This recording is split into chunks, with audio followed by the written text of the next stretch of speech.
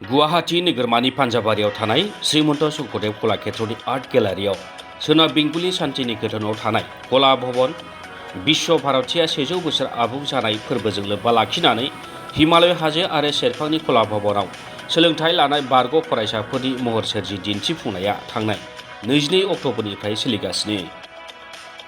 दिन्थिफुंनायखौ कला भवन अलुमनि अफ हिमालयान टेरेन आरो श्रीमन्त शंकरदेव कलाक्षेत्रनि बानजायनायाव खुंनाय जादों।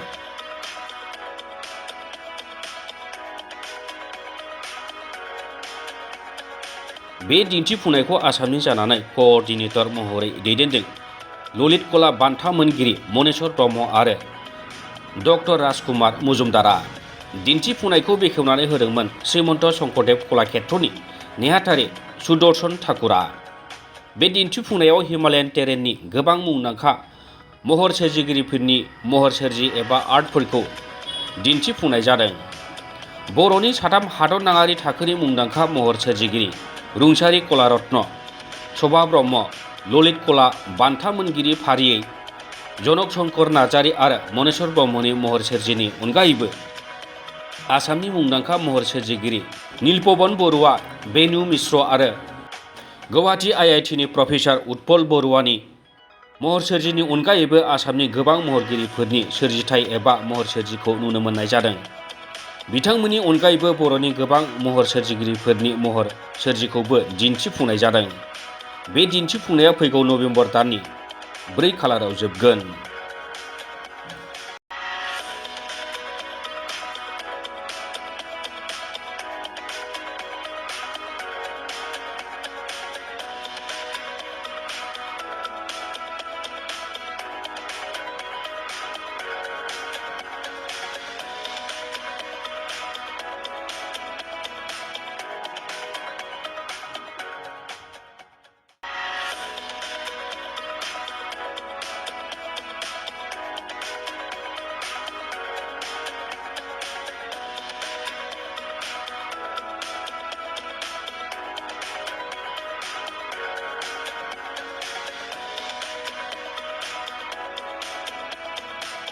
এক্সিবিশন আহি পেলাইনি আপুনি কেনেকুৱা লাগিছে?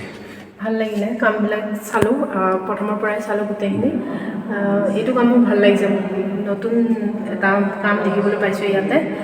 আগে পিছে মানে এনেকুৱা টেক্সটাইলৰ কাম দেখা নাছিলোঁ, ইয়াতে দেখা পাই ভাল লাগিছে। আৰু তাতে আগতো দেখিছোঁ ডিম্পি দেখা, তাইৰো কামটো ভাল লাগিছে।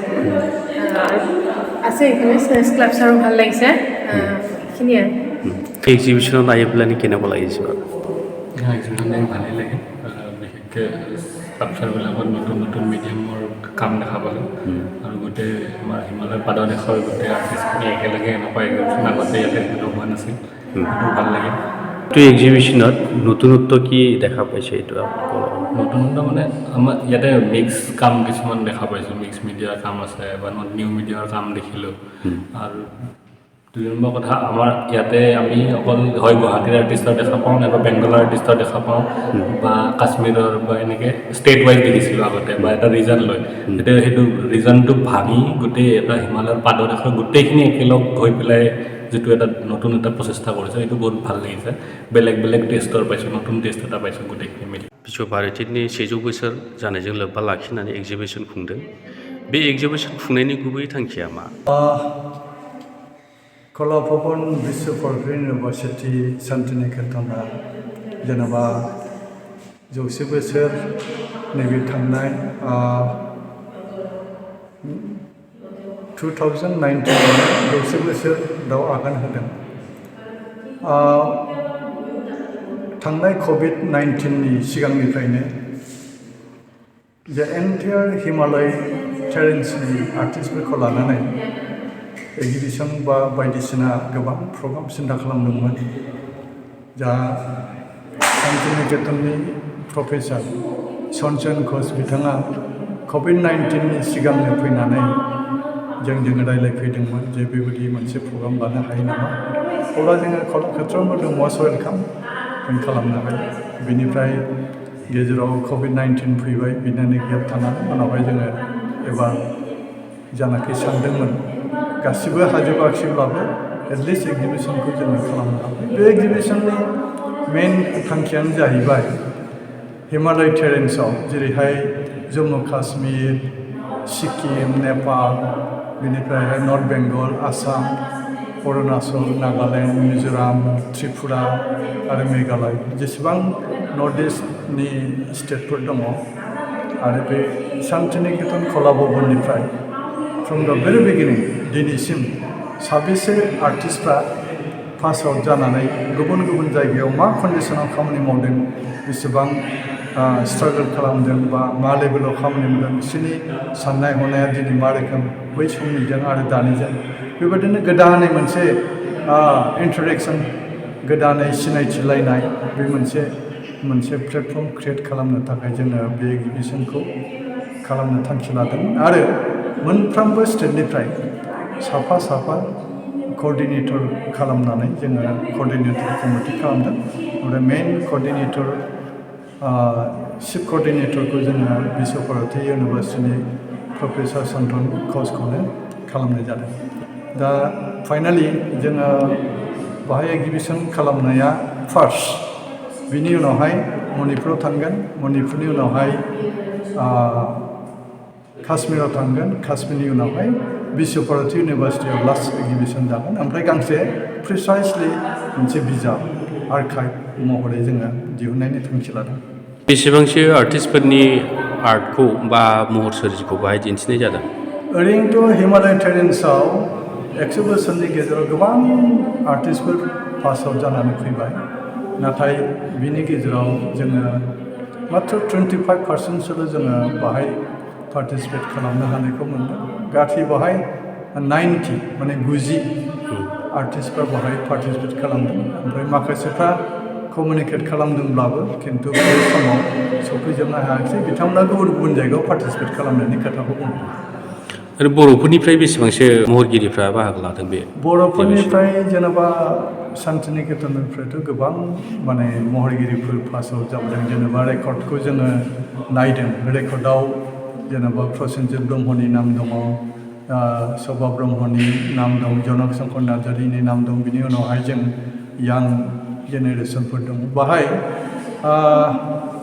शोभा ब्रह्मनि पेइन्टिंआ कलाक्षेत्र कालेक्सन दंखायोमोन जों बेखौ डिसप्ले खालामफाबाय बेखौ बिथांखौ रेसपेक्ट होनो थाखाय बेनिफ्राय जनक शंकर नार्जारिनि पेइन्टिं फैदों Kokrajhar music and fine arts कलेजनिफ्राय 3 पार्टिसिपेट खालामदों लैहोर लैहोर मुसाहारि केशव नार्जारि आरो माइनाव बसुमतारी आरो बिनिफ्राय क'क्राझारनिफ्राय निकुन्ज बसुमतारी बिथाङा बाहेरायाव थायो ओमफ्राय भाबना बसुमतारी बिथाङा बाहेरायाव थायो बिथांमोना पार्टिसिपेट खालामदों आरो जया बर' बिश्वभारती इउनिभार्सिटिनि प्रफेसार बिथाङाबो पार्टिसिपेट खालामदों बिनिफ्राय गोबां पास आउट जानाय स्टुडेन्टफोर दङ नाथाय बिथांमोना पार्टिसिपेट खालामनो हायाखिसै बे टाइमाव उनावहाय हयथ' पार्टिसिपेट खालामगोन नोंथांनि दैदेननायावनो नोंथां 100 बोसोर जानायजों लोब्बा लाखिनानै बे गिदिर मोनसे एग्जिबिशनखौ खुंबाय दा बिटिसिआवबो बड'फा कालचारेल कमप्लेक्स दङ